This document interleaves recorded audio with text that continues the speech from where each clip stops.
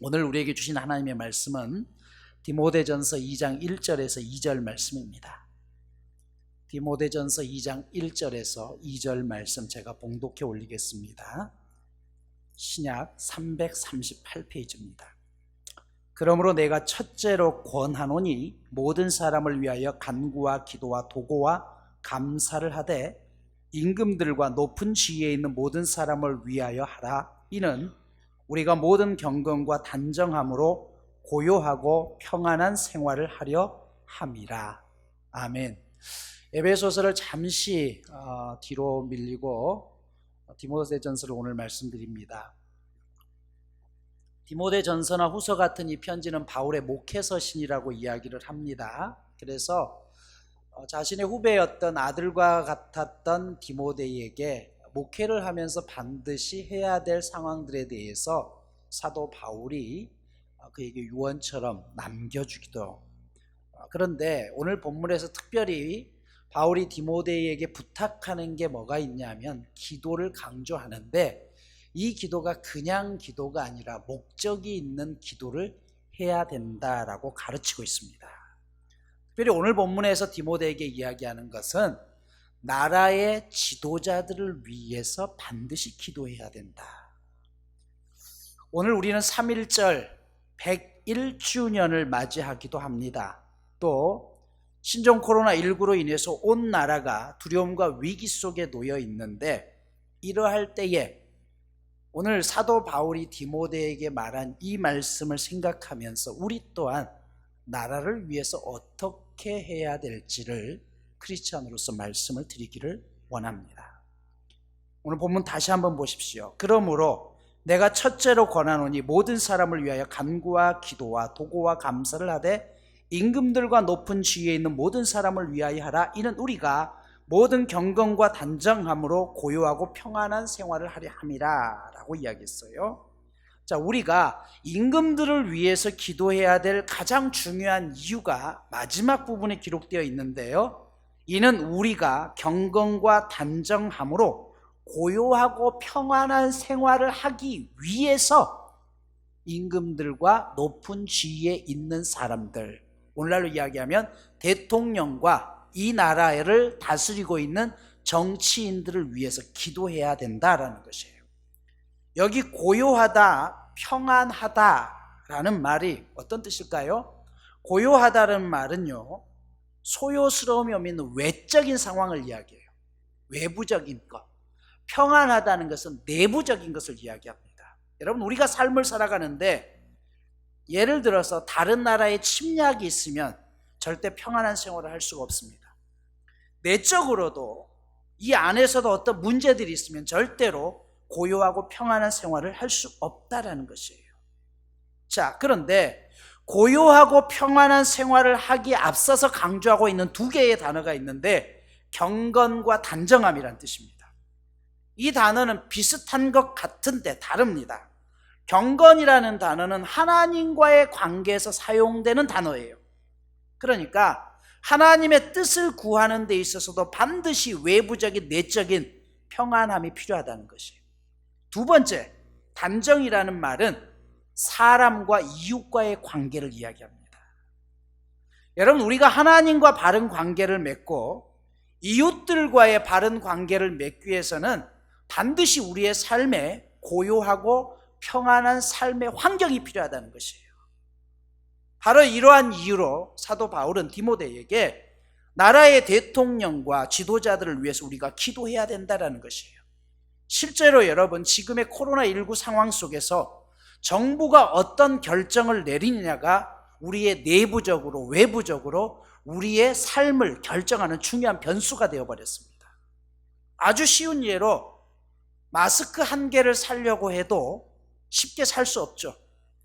그래서 이런 마스크 하나를 사기 위해서도 정부에서 어떤 대책을 내놓느냐가 우리의 삶의 평안을 가져오는 실제적인 이유가 되어버렸다는 것이에요. 하나님과의 관계에서도 마찬가지죠. 이런 일들이 생기면서 교회의 예배들이 멈춰지기 시작했습니다. 여러분, 마스크를 풀었다고 하지만 쉽진 않죠. 저도 일주일 동안 한 개의 마스크로 지금까지 버티다가 오늘 새로 바꿨겠어요. 그만큼 쉽지가 않습니다.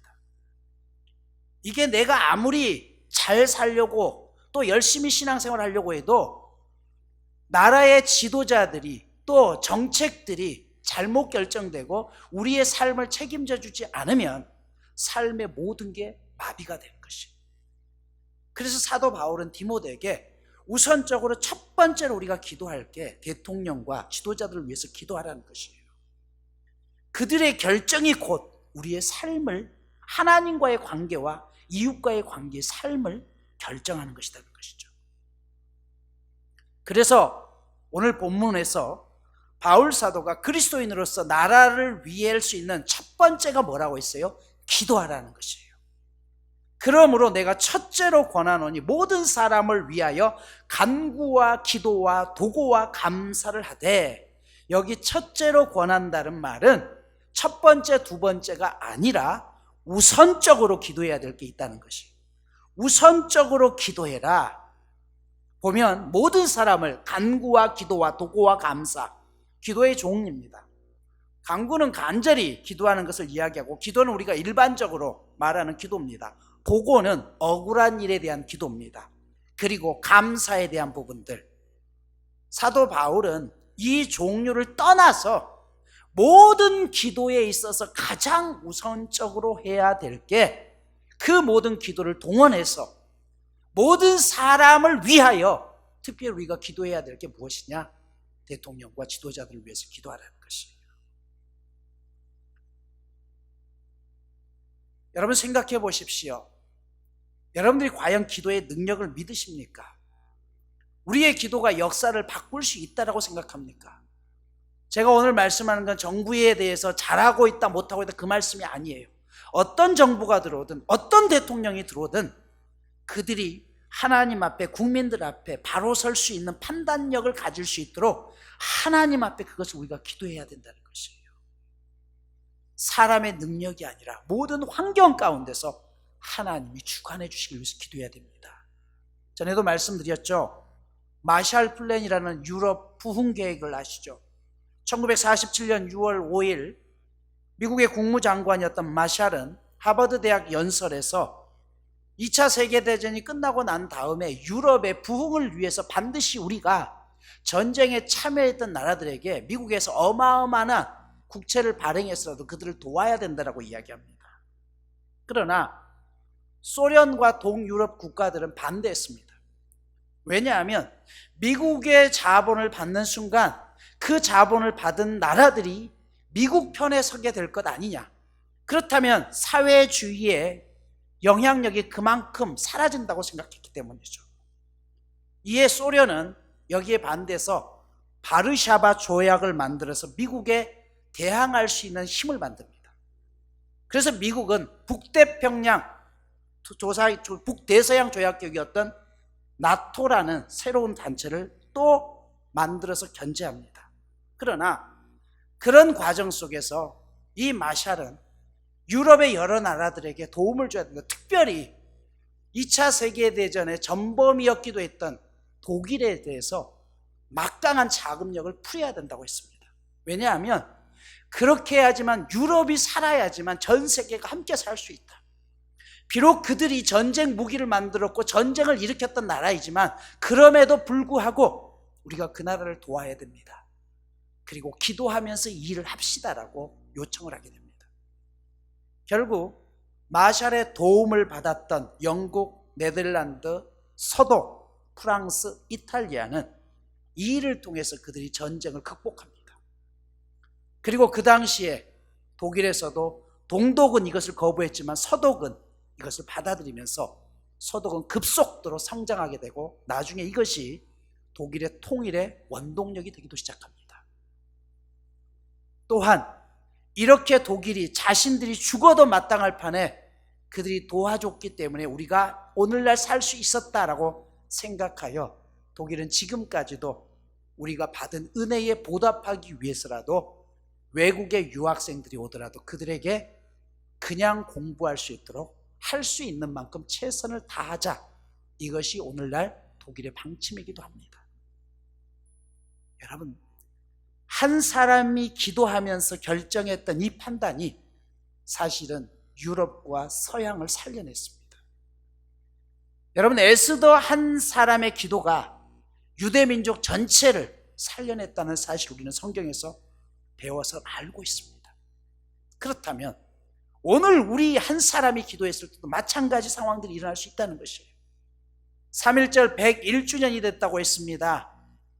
3.1절의 그 과정 속에서 우리에게 너무나도 잘 아는 유관순 여사를 아시죠? 우리는 그녀의 놀라운 인생 여정이 단순히 나라 사랑에 대한 열정뿐이었다고 생각한다면 그것은 큰 오산입니다. 3월 13일 유관순이 고향에서의 독립운동을 위해서 독립선언서를 숨겨가지고 고향이었던 아우네로 내려왔을 때 고향은 너무나 조용합니다. 그리고 여기저기서 3.1 운동이 일어났고 우리가 독립을 위해서 함께 뜻을 모아야 됩니다라고 마을 사람들을 설득했지만 어느 누구도 쉽게 동참할 수 없었습니다. 그러다가 일본 순사들에게 죽으면 책임질 거냐. 그때 유관순은 아무 소리 하지 않고 그의 조카였던 유재하를 데리고 천안에 있는 매봉산에 올라가서 아직 3월이면 한참 추운 날씨였지만 3일 동안 먹지도 않고 나라를 위해서만 기도합니다. 그 상황을 나중에 조카 유재하 씨는 이렇게 회고합니다. 사흘 동안 기도만 했습니다. 사흘째 되던 날 뭔가 계시를 받은 듯 미친 듯이 기도를 마친 그의 얼굴은 온통 환하게 빛이 났고 말에 힘이 있었고 담대한 모습이었습니다. 그리고 산에서 내려온 유관순이 다시 마을 사람들을 향해서 우리가 나라를 위해서 함께 뜻을 모아 만세 운동을 해야 됩니다 라고 했을 때 바로 3일 전에는 모두가 거부했고 그렇게 싸늘하고 냉담했던 반응이 무언가에 홀린 듯이 사흘 후에는 여기저기서 나도 동참하겠다라고 하면서 이렇게 해서 그 고향에서 마을 사람들이 대부분 동참해서 3일 만세 운동을 시작합니다. 여러분, 이것이 그저 한 사람이 했던 일일까요? 아니요. 거기에 기도가 섞여지고 성령께서 함께 하실 때 놀라운 기적이 일어납니다. 거사 직전의 마지막 그녀의 기도로 알려졌던 이 기도 내용이 유관순 기념 비문 뒤에 이렇게 지금도 기록되어 있습니다. 하나님이시여, 이제 시간이 임박하였습니다.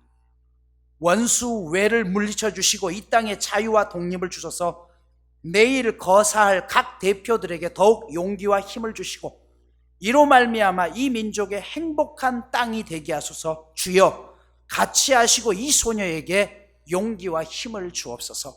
대한독립 만세, 대한독립 만세. 여러분, 오늘 이 시기야말로 나라의 대통령과 나라의 정치인들을 위해서 우리가 기도하기를 원합니다. 하나님 그들에게 정말 올바른 판단력을 주소서. 그래서 이 나라를 살릴 수 있는 길이 무엇인지 그 참모진을 비롯해서 이 어려움을 어떻게 이겨내야 할지 지혜를 허락하소서라고 기도해야 됩니다. 두 번째, 자기와 다른 자리에 있는 사람을 비난하지 않는다는 것입니다. 여러분, 성경이 하나님 나라의 특징을 말할 때는 하나님의 나라는 먹는 것이나 마시는 것이 아니다. 오직 성령 안에서 그리고 의와 평강과 희락이다라고 강조하고 있습니다. 예루살렘이 멸망한 뒤에 많은 사람들이 바벨론의 포로로 끌려갑니다. 그때 바벨론에 끌려간 사람들 중에 이스라엘의 유명한 두 명의 지도자가 배출됩니다. 한 사람은 다니엘, 또 한 사람은 에스겔입니다. 다니엘은 바벨론의 왕궁에서 좋은 옷을 입고 좋은 음식을 먹으면서 편안한 여건 속에서 살았습니다. 반면 에스겔은 그발 강가에서 예루살렘에 끌려왔던 포로들과 이스라엘 포로들과 비참하게 살아갑니다. 이렇게 두 사람은, 한 사람은 왕궁이었지만 한 사람은 길바닥에서 전혀 상반된 삶을 살아갑니다. 여러분, 에스겔의 입장에서 얼마든지 다니엘을 비방할 수 있었겠죠. 네가 민족을 사랑한다면 어떻게 우리 민족을 포로로 잡아온 바벨론의 왕궁에서 녹을 먹을 수 있겠느냐? 다니엘 역시 그런 에스겔을 비난할 수 있었을 겁니다. 너처럼 해서는 조국의 독립을 가져올 수 없다. 영향력 있는 사람에게 영향을 미치지 않고서는 어림도 없다. 이처럼 서로가 서로를 비방할 수 있었음에도 불구하고 그들은 서로 각기 다른 자리에 있는 그들을 비방하지 않았습니다. 하나님의 뜻이 어디엔가 있을 거라는 믿음 때문이었죠. 다니엘은 왕궁에서 끊임없이 왕들에게 선한 영향력을 미친 결과 마침내 고레스 왕 때 이스라엘 포로들이 해방되는데 결정적인 영향을 끼친 사람입니다. 여러분, 고레스 왕이 이스라엘 백성들을 그냥 아무 의미 없이 어느 날 자고 일어나니까 감동해서 니네 나라도 돌아가도 좋다라고 그렇게 풀어주었을까요? 어림도 없는 소리입니다. 여러분, 다른 나라를 침략했다는 것은 그들을 가지고서 얼마든지 노예로 노동력으로 착취할 수 있는 것이에요. 페르시아 입장에서도 마찬가지입니다. 그럼에도 불구하고 고레스 왕이 이스라엘 백성들을 자기 나라로 돌아가도 좋다라고 해방시킨 이유는 무엇입니까? 다니엘이 그 옆에 있으면서 총리 역할을 하면서 이 페르시아를 제대로 세워냈기 때문에, 바벨론을 세워나갔기 때문인 것이죠. 그렇지 않습니까? 여러분, 애굽에 요셉 한 사람 있음을 통해서 애굽 자체도 무너질 수 있었지만 이 요셉을 통해서 애굽은 먼 계획들을 세울 수가 있었어요. 그래서 애굽의 바로 왕이 요셉이 살아있는 동안 어떻게 했어요? 그 민족을 다 돌보았죠. 한 사람의 영향력이 이처럼 컸던 것입니다. 다니엘의 그 영향력이 너무 컸기 때문에 페르시아 왕이 된 다음에 고레스는 어떻게 해요? 너희 민족도 돌아가도 좋다. 누구 때문에요? 다니엘의 그 영향이 그 속에서 하나님을 알았던 것입니다. 그러나 여기서 끝났나요? 에스겔은 또 어떻습니까? 에스겔은 에스겔 나름대로 이스라엘 포로들과 그렇게 어렵게 살아갔지만 그 과정 속에서도 끊임없이 이야기했던 게 있어요. 우리가 하나님을 잊으면 되지 않다. 하나님 앞에 우리가 예배드리고 하나님 앞에 우리가 다시 회복되기를 위해서 기도해야 된다. 에스겔은 또 그들과 함께 삶의 현장 가운데 끊임없이 그들을 신앙으로 교육시켰습니다. 그래서 결국은 이스라엘 백성들이 고국으로 돌아갈 수 있는 결정적인 생각의 전환을 가져온 사람은 에스겔입니다. 그러니까 한쪽에서는 왕이 허락했지만 허락하더라도 내가 가야 될 이유가 없으면 안 가는 것이에요. 또 한쪽에서는 왜 우리가 고향 땅에 돌아가야 되는가 명분과 목적을 세웠던 사람은 에스겔 선지자가 있었기 때문에 가능했던 것이죠. 그럼 이처럼 하나님의 역사적 구속사관을 가진 사람은 너는 여당, 나는 야당, 너는 좌, 나는 우, 이런 식으로 사람을 분열시키지 않습니다. 지금 우리나라의 모습을 보십시오. 여당과 야당이 끊임없이 서로를 위해서 정죄하고 있습니다. 그러는 동안 국민들의 여론들도 완전히 양분되지 않았습니까? 문재인 대통령을 탄핵시켜야 된다. 120만, 130만이 서명을 하고 있고, 또 한편에서는 안 된다라고 하는 사람들도 똑같이 100만이 넘게 서명을 하고 있습니다. 도대체 어떻게 해야 될까요? 네 탓이다 내 탓이다 하는 동안에 모든 백성들도 다 함께 무너지고 있습니다. 여러분, 이런 시기에는 누구 탓이냐를 떠나서 어떻게 하면 우리가 함께 할 수 있을까? 함께 이 위기를 극복할 수 있을까? 우리의 뜻을, 힘을 모아줘야 되는 것입니다. 마지막으로 우리가 나라를 위하는 것은 크리스찬이기 때문에 나라가 이렇게 되기까지 우리 자신들이 다시 한번 하나님 앞에 회개할 수 있어야 된다는 것이에요. 근데 중국이 서양과의 전쟁에서 패한 후에 서양에게 문호를 개방합니다. 그와 동시에 서양으로부터 많은 선교사들이 중국으로 복음을 들고 들어갑니다. 이때 선교사들이 가지고 들어간 말씀 중에 가장 많은 구절이 요한계시록 3장 7절과 8절 말씀을 새겨진 깃발을 들고 이 복음 앞에 중국이 문을 열었다라고 그 말씀을 가지고 들어갑니다. 이 말씀은 거룩하고 진실하사 다윗의 열쇠를 가지시니 곧 열면 닫을 사람이 없고 닫으면 열 사람이 없는 그가 이르시되 볼지어다 내가 네 앞에 열린 문을 두었을 때 능히 닫을 사람이 없으리라 라는 이 말씀입니다. 하나님이 중국 문을 열어주셨으므로 이 문을 닫을 사람이 없다라는 믿음으로 들어간 것입니다. 그러나 1949년 모택동에 공산당 정권이 들어서면서 교회는 문을 닫았고 선교사들은 다 쫓겨납니다. 그때 선교사들이 하나님 앞에 절망하면서 묻습니다. 하나님, 분명히 하나님께서 이 중국 문을 여셨지 않았습니까? 그래서 우리가 그 말씀을 붙들고 이곳까지 왔는데 왜 이 중국 땅에 다시 복음의 문이 닫힙니까? 왜 이 땅의 백성들을 버리십니까? 라는 외침이었습니다. 그런데 여러분, 중국이 공산화되기 이전에 선교사들이 가장 복음을 전하면서 힘들었던 것이 뭐냐면 중국 전역에 수천 년 동안 퍼져 있었던 수많은 미신들이었습니다. 그런데 모택동이 기독교인들을 다 쫓아내면서 기독교인만 쫓아낸 게 아니라 그 땅을 섬기고 있는 모든 미신들도 더 이상 섬기지 못하도록 전부 다 함께 쫓아버리죠. 여러분, 학자들은 그렇게 얘기를 해요. 만약 선교사들이 복음을 전하고 직접 그 땅을 붙잡고 있는 미신을 쫓아내려고 했으면 아마 수백 년이 되었을 것이다. 일본이 복음화되기 어려운 이유가 무엇입니까? 일본에는 이름도 알지 못하는 신이 80만이 넘는다고 합니다. 그 많은 신들 가운데 그냥 하나님도 또 하나의 신이에요. 그래서 복음화가 되기 어려운 것이죠. 그런데 이것을 한꺼번에 전부 다 쫓아내버린 것이에요. 하나님은 미신이 없는 상황 속에서 깨끗하게 한 다음에 다시 중국의 문을 엽니다. 그런데 여러분, 얼마 전에 다시 시진핑이 중국의 복음의 문을 다시 닫았습니다. 그런데 실제적으로 알려진 바에 의하면 중국 안에 기독교인들보다 더 많이 지금 전파가 되고 있는 게 이단들이라고 하죠. 기독교의 이름으로 들어가서 수많은 이단들이 현재 기독교보다 5배에서 적게는 10배 정도가 더 많은 이단들이 중국 땅에 뿌리 잡고 있다고 합니다.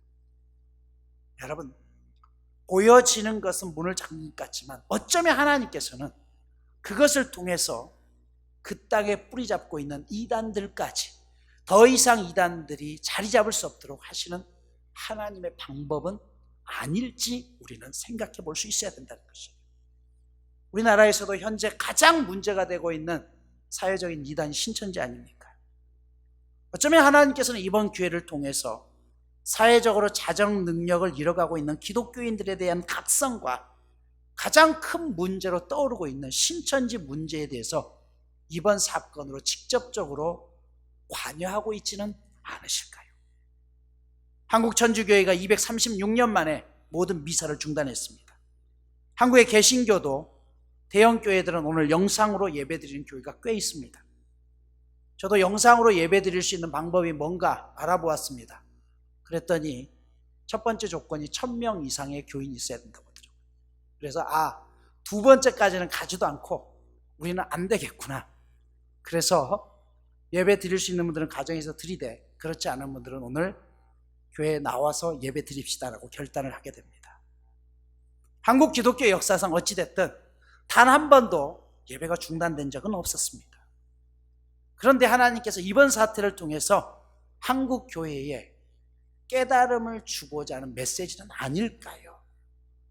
이런 사회적인 위기 속에서 우리는 단순히 사회적인 위기라고만 생각할 것이 아니라 크리스찬이기 때문에 이 위기 속에서도 하나님의 음성을 듣고 하나님의 뜻을 구하고자 하는 노력이 반드시 필요하다는 것입니다. 역대하 7장은 솔로몬이 하나님께 성전을 봉헌한 후에 하나님께로 받은 기도의 응답의 내용입니다. 역대하 7장 13절을 보면 혹 내가 하늘을 닫고 비를 내리지 아니하거나 혹 메뚜기로 토산을 먹게 하거나 혹 연병으로 내 백성 가운데 유행하게 할 때라는 구절이 있습니다. 가뭄과 병충해와 전염병이 생기는 이유 중에 하나가, 사람들은 과학적인 원인을 가지고 대답하지만 하나님께서는 또 다른 이유가 있다고 말씀하셔요. 바로 그 이유가 그 다음 구절 14절에 이렇게 나옵니다. 내 이름으로 일컫는 내 백성이 그들이 악한 길에서 떠나 스스로 낮추고 기도하여 내 얼굴을 찾으면 내가 하늘에서 듣고 그들의 죄를 사하고 그들의 땅을 고칠지라 라고 이야기해요. 악한 길로부터 그 백성들이 떠나게 하기 위한 하나님의 조치와 경고가 이와 같은 천재지변으로 나타날 수 있다라고 말씀하고 있습니다. 만약 이것이 하나님께서 그렇게 하시기 위한 우리의 뜻이라고 한다면 우리는 겸허히 하나님 앞에 받아들이고, 하나님, 우리가 하나님 앞에 제대로 서지 못했음을 회개합니다. 우리의 신앙생활이 너무나 지금까지 나태하고 안이했음을 회개합니다라고 고백할 수 있어야 된다는 것이에요. 그러할 때 하나님은 이 땅을 다시 고치신다라고 말씀하고 있습니다. 마지막으로 오늘 이런 상황 속에서 우리는 어떻게 하는 것이 옳습니까?에 대한 설교를 하면서 마무리합니다. 아마 오늘 교회에서 예배를 드려야 되느냐 아니면 가정 예배를 드려도 되느냐 라는 그런 궁금증들이 있을 겁니다. 주일 성수에 대한 문제이기도 하죠. 여러분, 질병에 대한 예배가 중단되었습니다. 교회는 건물이 아니라고 했어요. 여러분 자체가 교회입니다. 특별한 경우를 제외하고는 예배당에 모여서 우리가, 교회인 우리가 예배 드리는 것이 당연합니다. 우선순위죠. 조금 전 솔로몬의 기도에서도 언급했듯이 내 이름으로 일컫는 그곳에서 너희가 기도하면 내가 듣고 응답하겠다라고 말씀하셨습니다. 내 이름으로 일컫는 그곳, 교회를 의미하기도 합니다. 그러나 이번 경우는 특별한 상황이죠. 전염병 상황입니다. 이런 상황에서 우리 모두에게 사회적인 책임이 뒤따라야 될 그 사명이 우리에게 주어져 있습니다. 예를 들어 내가 병원에 입원했어요. 주일을 맞이했습니다. 그러면 어떻게 할까요? 그 병상에서 하나님 앞에 예배 드리는 것이 최선일 것입니다. 형식보다 중요한 것은 내용입니다. 그 구체적인 내용을 중시했던 게 뭐예요? 바리새인들에 대한 예수님의 책망이었죠. 안식일을 철저히 지키려고 했던, 그러나 그 안식일 때문에 사람을 정죄하고 더 많은 사람들을 죽게 내버려뒀던 바리새인들에 대해서 예수님은 독사의 새끼들이라고 이야기를 합니다. 너희가 형식은 지킬지 모르지만 내용이 빠져 있다는 것이죠. 그러면서 예수님은 안식일의 주인이 곧 하나님이심을 말씀하면서 안식일 자체가 중요한 것이 아니라 안식일의 주인인 하나님의 뜻을 이루는 것이 더 중요하다고 말씀하셨습니다. 그럼에도 불구하고 우리가 하나님 앞에 주일날 예배당에 모여서 예배하는 이유는 바로 하나님을 만나는 것에서 끝나는 것이 아니라 하나님이 우리에게 주신 또 하나의 사명 중에 하나가 선교적인 사명입니다. 이 선교적인 사명은 무엇입니까? 나만 하나님 앞에 제대로 서는 것이 아니라 함께하는 공동체를 서로 세워가며, 그리고 그 공동체의 힘을 통해서 세상 가운데 복음을 전파할 사명을 우리에게 주셨어요. 이건 유언입니다. 그 유언을 실현하기 위해서 가장 우리에게 필요한 것은 예배당에 모여서 함께 예배하며 서로 교제하고 사랑하고 그 힘으로 세상 가운데 나아가기를 원하기 때문입니다. 결론적으로 말씀드리자면 이런 특수한 상황 속에서는 각자의 처소에서 예배 드린다고 할지라도 주의를 어기는 게 아닙니다. 그러나 이 상황이 해소가 되게 되면 다시 우리는 하나님의 유언적인 사명을 성취하기 위해서라도 주의 전에 나와야 된다는 것입니다. 왜 이 말씀을 드립니까? 한국교회에서 오늘 작은 교회들이 예배를 멈추지 못하는 이유 중에 하나가 바로 이 부분이에요. 오늘날 주일 성수에 대한 부분들이 많이 약화됐습니다. 그런데 이번 기회를 통해서 예배가 교회에서 멈춰지고 가정 예배로 다 됩니다라고 100% 허용을 했을 때 이 사건이 끝나더라도 과거에도 그렇게 예배 드렸는데 장소가 중요한 게 아니라며 그것만 기억하게 된다면 사회적인 책임, 목회적인 책임, 즉 예수님의 사명을 감당해야 될 그 부분이 약화되기 때문입니다. 그러기에 여러분, 오늘 온라인으로 예배를 드리든 또 어쩔 수 없이 이렇게 예배를 드리든 그들을 판단하고 책망할 근거는 우리에게 없다는 것이 각자의 상황에서 최선을 다하는 것입니다. 또한 만약 이번 주간에 양주나 의정, 이 동두천 이 지역에서도 확진자가 발생하게 된다면 우리는 다음 주간에는 이곳에서 모이는 예배도 금해야 될 상황이 찾아올 수 있습니다. 왜요? 그것이 우리가 사회에서 지켜줘야 될 또 하나의 책임이기 때문에 그렇습니다. 그러나 어쩔 수 없이 오늘 이곳에서 예배를 드려야 되는 우리의 상황이라고 한다면 더 이상 번지지 아니하도록 최선을 다해서 우리가 방역하고 조심하면서 하나님 앞에 드려야 될 책임이 우리 가운데 있다는 것이에요. 제가 이 말씀을 어떤 의미로 드리는지 잘 아시죠? 여러분, 오늘 가정에서 예배 드리는 분들도 맞습니다. 여기에 나와서 예배 드리는 도 맞습니다. 주어진 환경 속에서 최선을 다하는 건 맞고, 그러나 그럼에도 불구하고 교회도 사회의 또 하나의 한 부분이기 때문에 믿음이라는 이름으로 너무 무자비하게 나아가서는 안 된다는 것입니다. 따를 건 따르고 우리가 조심해야 될 부분들은 조심해야 될 책임이 교회 안에도 있다는 사실입니다. 사랑하는 여러분, 이 한 주간 우리가 함께 기도합시다.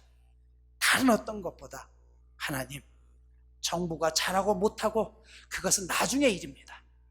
우리에게 주어진 것은 이 위기를 빨리 종식시키는 것입니다. 그래서 함께 따라주셔야 되고 함께 기도해 주셔야 되고, 하나님, 온 국민이 코로나19로부터 빨리 벗어날 수 있도록 하나님 이 땅을 고치소서. 그리고 내가 엎드려서 하나님의 그 마음을, 하나님의 역사심을 이끌어낼 수 있다면 내가 엎드려 기도하겠습니다. 이 결단의 고백들이 저와 여러분의 삶 가운데 함께 있기를 축복합니다. 하나님, 믿음 안에 서게 하소서. 그리스도 예수의 권세 아래 서게 하소서. 하나님, 이 땅을 향한 하나님의 가슴 아픔이 오늘 예배드리는 이곳을 통해서 온 땅에 함께 표현되고 느껴지기를 소망합니다. 우리가 나라를 위해서 기도하지 못했음을 용서하소서. 그동안 안이하게 예배드렸음을 용서하여 주옵소서. 사람의 힘이 아닌 하나님의 힘으로 온 세상에 퍼진 이 재앙을 멈춰 주옵시고 주 앞에 다시 믿음으로 엎드리게 하여 주시옵소서. 이제는 우리 주님 예수 그리스도의 은혜와 하나님 아버지의 지극하신 사랑과 성령님의 역사하심이 이 땅 가운데 하나님의 뜻이 펼쳐지기를 소망하며 우리가 이제 하나님의 뜻을 알고자 기도하는 자리에 서겠습니다. 결단하고 다짐하며 돌아가는 이 자리에 함께한 모든 믿음의 성도들 머리 위에, 저들의 삶의 여정 위에 이제로부터 영원까지 함께 있을지어다. 아멘.